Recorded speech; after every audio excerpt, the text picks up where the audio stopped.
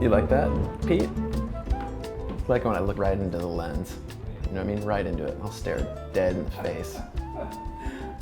Hey guys, it's Cam with Craft and Tailored. In this episode of What Is On My Wrist, we are talking about a Universal Geneve Evil Nina. This is the Universal Geneve Compax chronograph, and this is the inverse of the traditional Nina Rint. This is the Evil Nina because it is black and it is the reverse panda version of this Compax. The reference is 885103/01. This specific example is kind of unique because it has a UPH bezel instead of the tachymeter bezel, and really excited to have this one in the collection. We did the Nina version of a Compax, and I figured since we had a really cool version of the Evil Nina, it'd be cool to kind of feature this one and do a little bit of a refresher on the reference itself.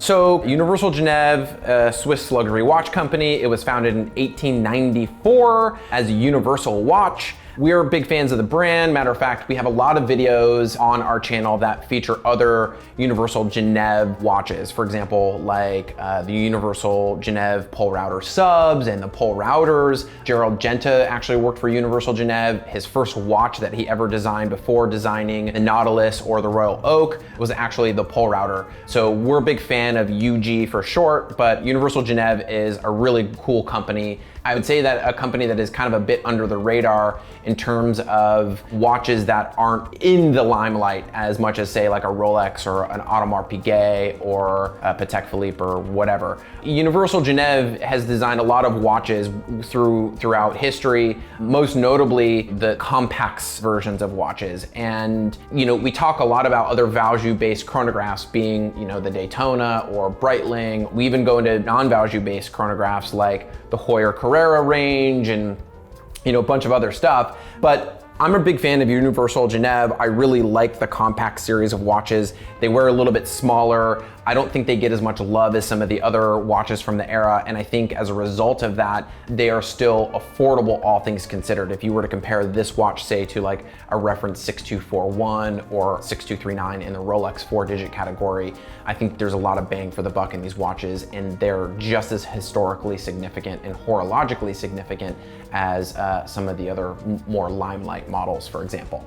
Okay, so there's a lot of watches out there that have kind of these nicknames. This obviously has the nickname Nina, or Evil Nina in this case, because Nina Rindt, the wife of Joachim Rindt, an early race car driver, she was using this watch or seen wearing a version of the Universal Geneve, which had a white dial with black subdials. This watch has the nickname Evil Nina because it's a black base portion of the dial with white subdial, so inverse panda, and it's kind of the darker or more evil version. We did a video already on a Nina Rindt, and I'll provide a link above here so that you guys can check out that video if you want to see kind of the full details of what a normal Nina looks like. But the Evil Nina is kind of cool in the sense that it's different than a normal Nina. I think there's some details here that are really cool, and also it's kind of a noteworthy example in itself. This one in particular because it's got a UPH bezel as opposed to the normal tachymeter bezel. The cool thing about these UPH bezels is that they are like a bakelite or an acrylic bezel, similar to what you would see like on a Rolex Daytona reference 6241 or maybe even like a 6263. Whereas the normal bezels that you'll see, the tacky bezels, are kind of similar to what you would see on an Omega Speedmaster, where they've got a black anodized aluminum insert that sits into the bezel. So this one in particular is kind of a little bit more rare due to the fact that it has this UPH bezel, which is similar to what you would find on, say, like a Rolex 6241 or reference 6263. Let's talk about the difference between an Evil Nina and a normal Nina, or a good Nina. What should we call that? Like a good Nina? Good and evil, right? I have the good Nina here and the evil Nina here. Nina Rindt actually wore the reference 885103.02, and that features, again, a white dial with black subdials. The Compax as a model was produced with another dial colorway that bears, again, the kind of Nina nickname, but it's the reference 88510301. And this is an 01 version. The 01 is the black dial variant, which we have here today.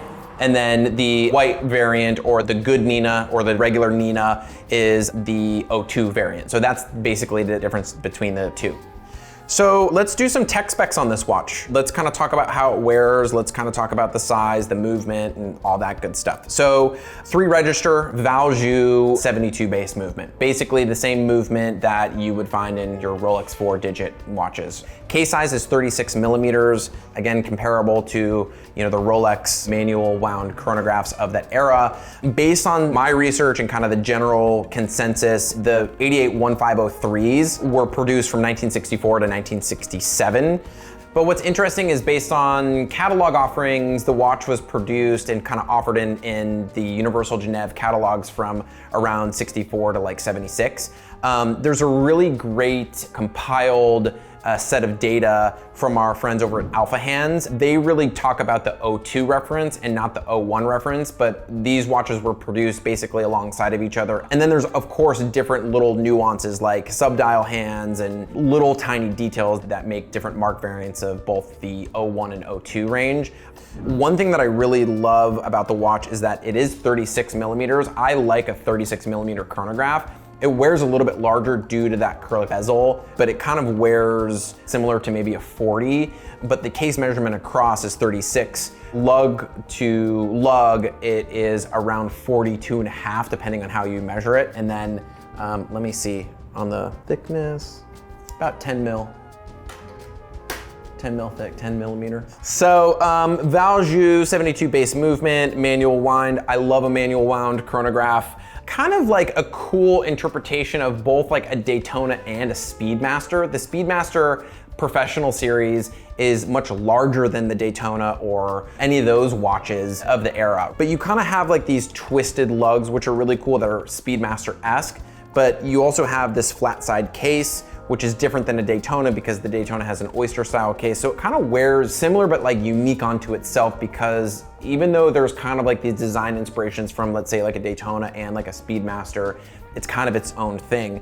I love the red sweep seconds hand. I think that's really eye-catching. And then I'm a really big sucker for the loomed sub-registered hands. They're kind of blocky. They're almost like cigarette-like. They're loomed in the middle.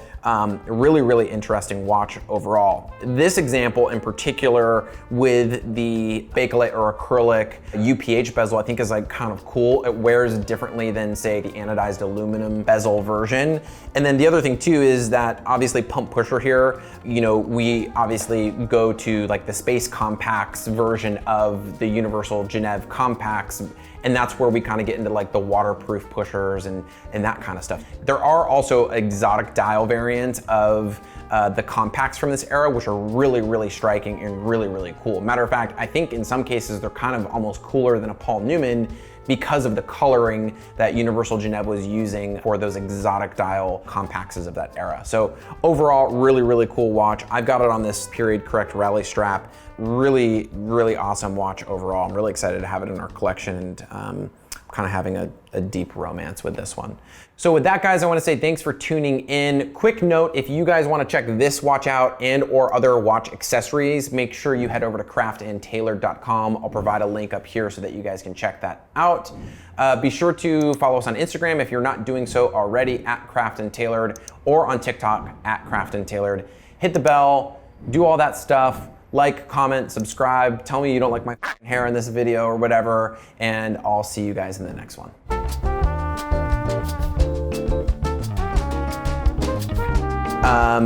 And